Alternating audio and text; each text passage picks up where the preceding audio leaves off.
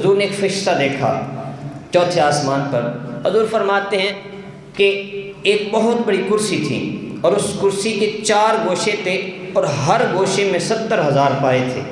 جس طرح ایک کرسی کے 4 پائے ہوتے ہیں نا، حضور نے فرمایا کہ ہر گوشے کے 70,000 پائے تھے، اور اس فرشتے کے ارد گرد دائیں طرف بھی نورانی چہرے والے، سبز لباس والے، عنبر کی خوشبو والے، اور جب بات کرتے ہیں تو نرمی سے بات کرتے ہیں، اور بہت ہی حسین و خوبصورت فرشتے تھے۔ لیکن اس کی دائیں جانب تو یہ تھے، لیکن بائیں جانب کیا تھے کہ سیاہ شکل والے تھے، اور جب بولتے تھے بہت ہی تند خو تھے۔ جب بولتے تھے تو ان کے منہ سے آگ نکلتی تھی۔ حضور فرماتے ہیں اتنی سخت آگ تھی کہ بندے کو دیکھنے کی بھی طاقت نہیں ہے، یعنی کسی کو دیکھنا ممکن نہیں ہے۔ اب حضور علیہ الصلوۃ والسلام خود بیان فرما رہے ہیں، یہ روایت ہے، مفہوم اس کا کر رہا ہوں۔ اب دیکھا کہ حضور فرماتے ہیں میں نے دیکھا کہ اس فرشتے کے سامنے ایک بہت بڑا تختہ رکھا ہوا ہے۔ ایک تختی ہوتی ہے، ایک رجسٹر ہوتا ہے، ایک بہت بڑا تختہ ہوتا ہے، اس پر ساری دنیا کے نام لکھے ہوئے تھے۔ تو حضور فرماتے ہیں اور ایک تھال دیکھا، جو فرشتہ بڑا فرشتہ کرسی پر بیٹھا ہوا تھا، اس کی نظر ہر وقت اس تختے پر رہتی تھی۔ اور حضور فرماتے ہیں میں نے ایک بہت بڑا درخت دیکھا، اور اس درخت کے اتنے پتے تھے کہ ان کی تعداد اللہ کے سوا کوئی نہیں جانتا ہے۔ حضور فرماتے ہیں کہ اب جبرائیل نے عرض کی کہ حضور یہ جو فرشتہ ہے یہ اسرائیل ہے، اس کی ڈیوٹی روح قبض کرنی ہے۔ حضور آگے بڑھے، حضرت جبرائیل نے حضرت اسرائیل کو کہا کہ یہ نبی آخر الزمان ہے۔ تو کیونکہ آپ کا سر نیچے تھا، تخت پر نظر تھی، تو نظر اٹھائی، جب حضور علیہ الصلوۃ والسلام کا چہرہ دیکھا تو تعظیم کے لیے کھڑے ہو گئے، اور کیا ہی جملہ بولا، عرض کی حضور آپ کا آنا مبارک ہو۔ حضرت اسرائیل کا یہ جملہ سنیے، کہا آپ کا آنا مبارک ہو، بے شک اللہ تعالیٰ نے آپ سے سونا کوئی پیدا ہی نہیں کیا ہے۔ اور اگلا بھی مزے لینے والا جملہ ہے، لطف لینے والا ہے، اور آپ کی امت سے فضیلت والی امت کوئی پیدا ہی نہیں کی ہے۔ یہ حضرت اسرائیل علیہ السلام جو کہ فرشتے ہیں روح قبض کرنے والے، وہ یہ حضور سے عرض کر رہے ہیں۔ حضور نے پوچھا کہ تیری شکل غمگین کیوں ہے؟ کیونکہ جب حضور نے دیکھا تھا تو ان کی شکل غمگین تھی اور آنکھوں سے نور نکل رہا تھا۔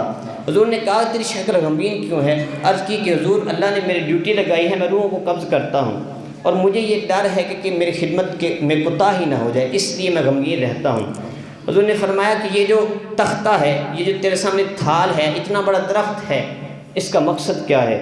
تو حضرت اسرائیل نے عرض کی حضور یہ جو تختہ ہے یہ انسانوں کی زندگی کی میعاد اور موت کا وقت ہے، اور میری نظر ہر وقت اس پر رہتی ہے، اور یہ آپ درخت دیکھ رہے ہیں ہر آدمی کا نام اس پتے پر لکھا ہوا ہے، اور اتنے پتے تھے کہ ان کی تعداد اللہ کے سوا کوئی نہیں جانتا ہے۔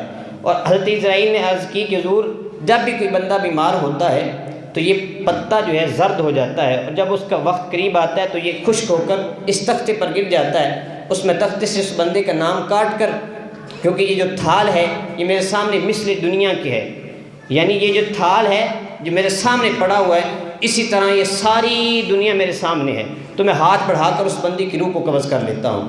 اب حضور علیہ الصلوۃ والسلام نے کہا کہ یہ جو فرشتے تیرے دائیں جانب اور بائیں جانب ان کا کیا مقصد ہے؟ کہا یہ جو دائیں جانب ہے، سیدھی جانب ہے، یہ رحمت کے فرشتے ہیں، اور جو بائیں جانب ہیں یہ عذاب کے فرشتے ہیں۔ تو جب کسی نیک بندے کی روح قبض کرنی ہو تو قبض کر کو میں ان نیک فرشتوں کو دے دیتا ہوں، ان رحمت والے فرشتوں کو دے دیتا ہوں، اور جب کسی برے بندے کی، کسی گناہ گار، کسی کافر کی روح کو قبض کرتا ہوں تو ان عذاب والے فرشتوں کے سپرد کر دیتا ہوں۔ حضور نے کہا کہ ان کی تعداد کتنی ہے؟ تو حضرت اسرائیل نے کہا عرض کی کہ حضور اللہ کے سوا ان کی تعداد کوئی نہیں جانتا، ہاں مجھے اتنا پتہ ہے کہ جب میں کسی بندے کی روح قبض کرتا ہوں تو 6 لاکھ فرشتے رحمت کے اور 6 لاکھ فرشتے عذاب کے وہ آ جاتے ہیں، اور جو ایک بار آتا ہے پھر قیامت تک اس کی دوبارہ باری نہیں آتی ہے۔ اللہ کا لشکر تو دیکھو، ہم کس چیز کو گنیں گے؟ کہا کہ ایک دفعہ جو یعنی کہ 12 لاکھ فرشتے ایک دفعہ آئے، ایک بندے کی جب روح قبض کی جاتی ہے تو 12 لاکھ فرشتے آئے، اور وہ قیامت تک کے لیے ان کی دوبارہ باری نہیں آئے گی۔ اب حضور علیہ الصلوۃ والسلام نے جب حضرت اسرائیل نے یہ سارا بات بتائی، اور حضور علیہ الصلوۃ والسلام نے کہا کہ اے اسرائیل تو اسے ایک بات کہوں، کیا میری بات مانے گا؟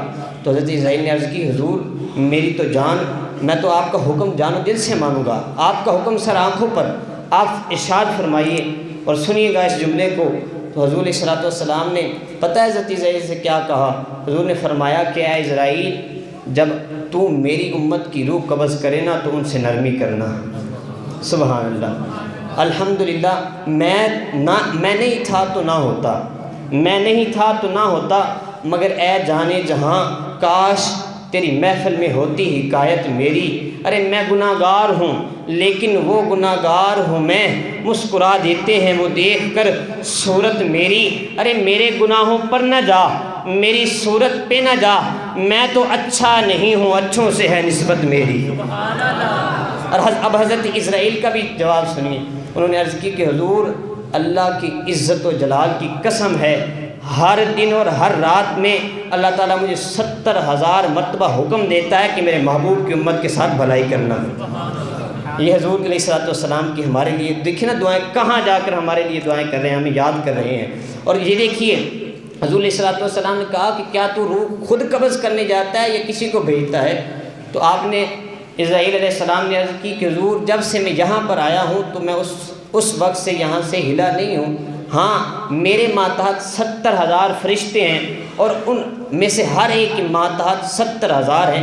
جب بھی کسی کی روح قبض کرنے کا وقت آتا ہے تو میں ان کو بھیجتا ہوں، وہ اس بندے کی روح کو قبض کر کے اس کے حلق تک لے آتے ہیں، پھر میں یہیں سے ہاتھ بڑھا کر اس بندے کی روح کو قبض کر لیتا ہوں۔ یہ حضور علیہ الصلوۃ والسلام کی معراج کا سفر چل رہا ہے، یعنی ابھی 4 آسمانوں کا سفر مکمل ہوا، انشاءاللہ زندگی رہی تو باقی سفر کسی اور دن بیان ہوگا۔